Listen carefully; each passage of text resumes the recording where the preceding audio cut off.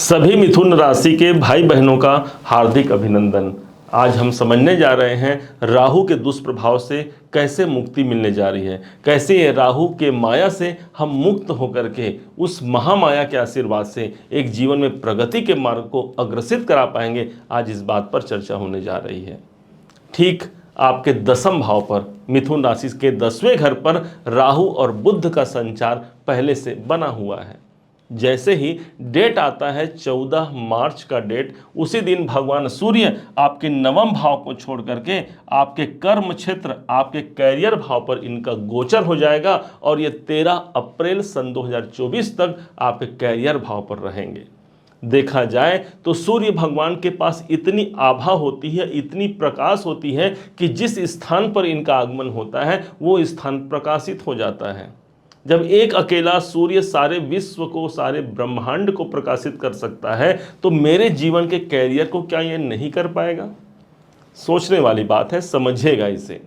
अब जैसे ही सूर्य भगवान यहाँ पर प्रविष्ट होंगे, राहु और बुध दो ग्रह पहले से रहेंगे। आप ये समझिए कि एक घर है जहाँ पर दो लोग विराजमान हैं, तीसरे का आगमन होता है और जिसका आगमन हो रहा है वो साक्षात ग्रहों के राजा भगवान सूर्य होंगे। बुध उपस्थित हैं, बुध राजकुमार हैं, वो उनका सत्कार करेंगे। राहु भी उसी घर पे है, राहु सत्कार नहीं करेगा, लेकिन भय है बस, क्योंकि भाई राजा हैं, वो अपनी स्वांग रचाते हुए उनको नतमस्तक जरूर करेगा।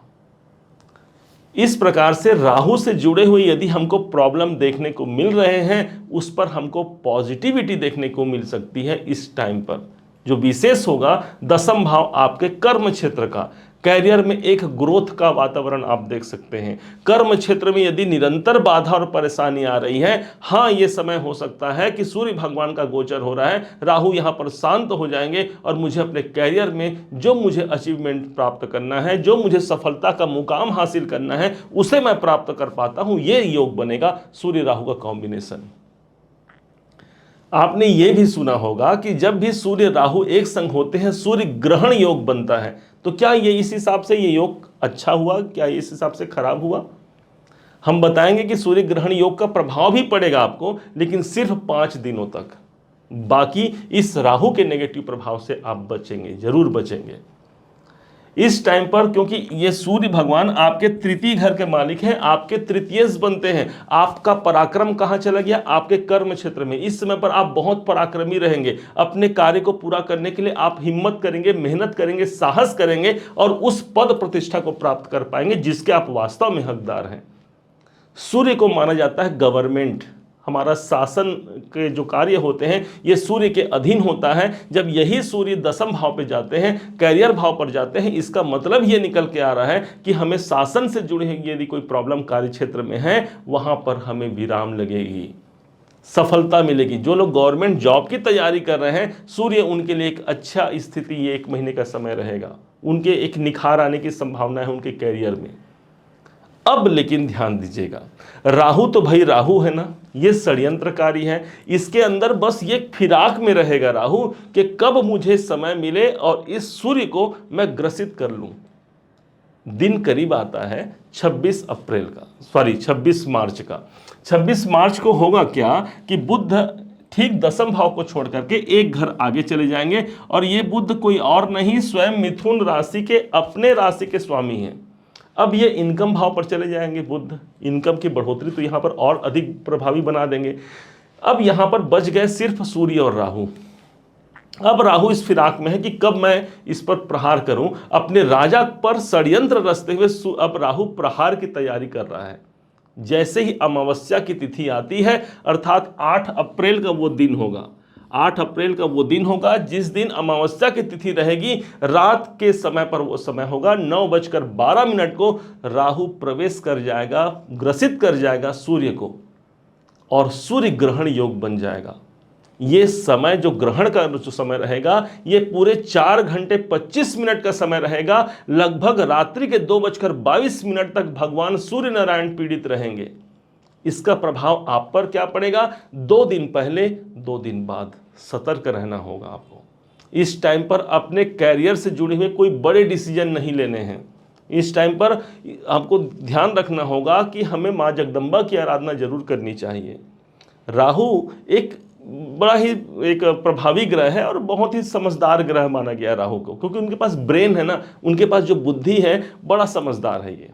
एक तरफ तो मृत्यु के देवता भगवान जो शंकर जी महाराज हैं, भगवान शिव को अपना इष्ट मान लिया, अर्थात उनसे कृपा ले लिया, और दूसरी तरफ शक्ति की उपासक है राहु, शक्ति की उपासना अर्थात माँ जगदीश्वरी की कृपा भी प्राप्त कर लिया, और तभी तो ये पूरे ब्रह्मांड में, विशेष तौर पर इस कलयुग में, ये इस राहु का बोलबाला है और ये सब कुछ कर पा रहा है, अर्थात शिव शक्ति की इस पर कृपा है। माँ जगदम्बा की आराधना करना मत भूलिएगा। ओम ऐं ह्रीं क्लीं चामुंडाय विच्चे, ये एक ऐसा मंत्र हो सकता है जो इसी टाइम पर आपको सफलता के मुकाम तक ले जाए। 10वें भाव पर, आपके कर्म क्षेत्र भाव पर है, कोई सामान्य नहीं बात होगी, कोई नॉर्मल बात नहीं है, ये एक मुकाम दिला जाएंगे। दुर्गा सप्तशती के किसी भी अध्याय का एक पाठ कर लीजिए, कीलक है, कवच है, अर्गला है, श्री सिद्ध कुंजिका स्तोत्र है, इन मंत्रों का, इन स्तोत्रों का पाठ करना भी आपके लिए बेहद सफलता कारक, बेहद उन्नति कारक होगा इस राहु के दुष्प्रभाव को शांत करने के लिए। और देखा जाए तो इसी टाइम पर कोई कैरियर में कोई बड़ा पद प्रतिष्ठा प्राप्त हो सकता है। सूर्य प्रतिष्ठा के कारक हैं, प्रतिष्ठा दिला जाएंगे। इस सूर्य को और बलवान, क्योंकि 5 दिनों तक का जो समय रहेगा, 8 तारीख से 2 दिन पहले और 2 दिन बाद, इस समय पर सूर्य पीड़ित रहेंगे।